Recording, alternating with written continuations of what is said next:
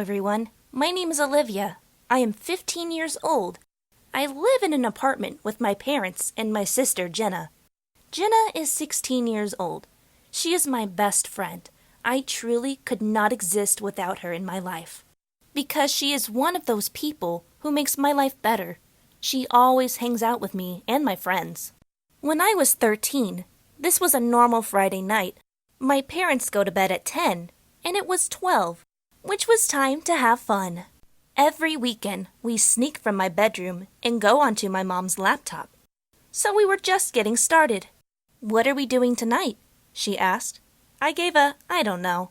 And then we went onto Omegle. Omegle is an interesting place. You can meet all sorts of people and see all sorts of crazy things. The first few people just skipped me. And then there were those many idiots I had skipped for jerking off.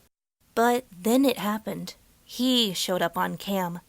A man dressed black, appeared to be a robe or gown, wearing what looked like a well-detailed, semi-expensive, sort of jack-lantern-like or creepy pumpkin mask.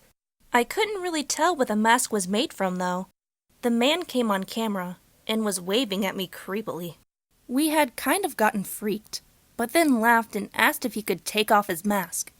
The man was silent and just shook his head no. I found that to be a bit unsettling. Time passed, and I thought I had caught on. I laughed, asking the man if this was a prank, but the man had motioned for us to be quiet when we did so. I had typed to the man saying we were going to skip to the next person. Then we met this guy. We call him Luke. So Luke was absolutely weird. He refused to show his face, but he'd show himself dancing around and stuff.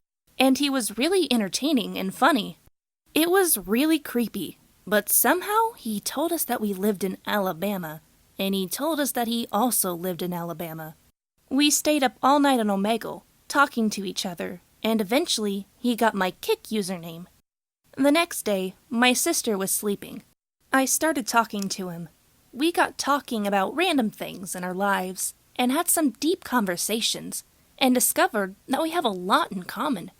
Before we knew it, it was 3 a.m., and he asked me to go on to Omegle to see if we would meet again. He would ask me to make any request. I was worried at first, but finally agreed, because I thought that we would never meet. We went onto Omegle. I stayed 10 minutes. I didn't talk, so people just skipped me until the miracle happened. We met. How could he know my interest to meet? He told me that he was sure. We continued the conversation on Omegle. Then he asked me to get naked and twerk. I was shocked and asked him why.